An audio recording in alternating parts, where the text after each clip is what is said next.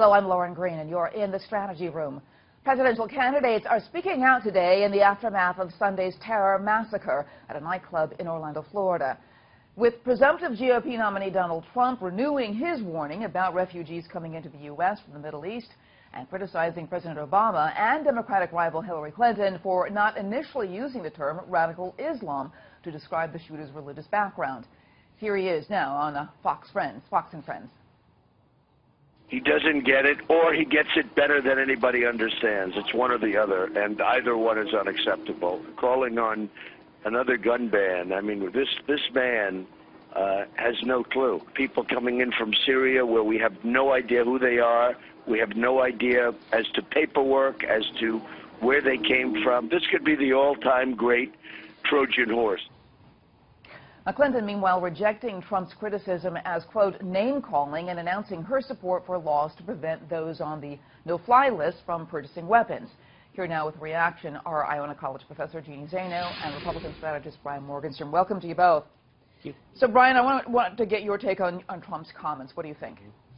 Well, I think from both sides we're seeing, unfortunately, we've seen so many of these events that you can pretty much write the script, that the Republicans will focus on Islamic terror and a more aggressive foreign policy and surveillance and things like that. The left pivots to gun control and braces for an anti-Islam backlash. Unfortunately, we've seen it so many times that, like I said, I mean, this is to be expected from each side now. Yeah. You know, but Jeanne, Trump also being criticized for the tweet. Now, I want to read you the tweet. It says, appreciate the congrats for being right on radical Islamic terrorism. I don't want congrats. I want toughness and vigilance. We must be smart. Your reaction to that? It's kind of what Brian was talking about. I think Donald Trump missed an opportunity yesterday to show the world and the American public in particular how he as president would respond to a tragedy.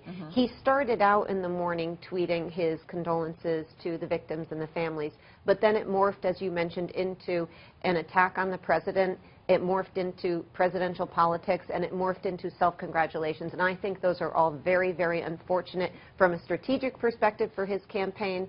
But also I think if you think about, you know, in the hours after a tragedy, is that what a presumptive nominee of the Republican Party should be doing?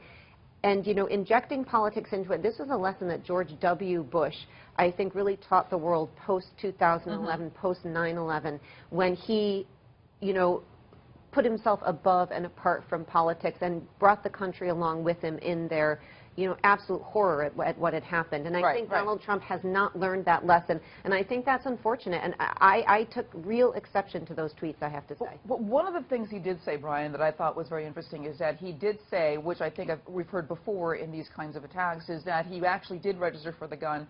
It was legal. It wasn't as if it wasn't legal. And one of the problems is, if you focus on gun control, you start focusing on Islamic terror. I mean, is the language of Islamic terror very important to the general electorate or the general audience in general?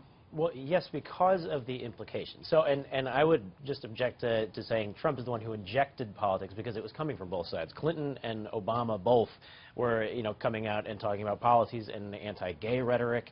The president wouldn't say Islamic terror. Hillary Clinton called Trump's reaction name-calling and stuff. So this was, you know, politics jumped into this quite quickly from both sides. But in terms of the reactions, the right tends to go on offense and identify who is to blame and the ideology to blame, and it's us, meaning the free world and the West, against the barbarians. The left tends to be more introspective and think, what are we doing wrong? What did we do to deserve this? And that's kind of a personality type that we see, you know, between the parties.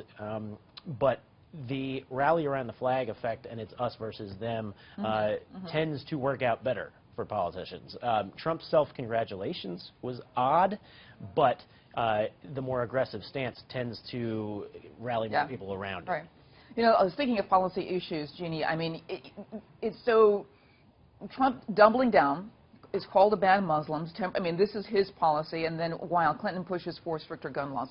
So tell me about which one actually appeals to a general electorate. We're talking about people who are going to be voting for the next president with these two presumptive nominees.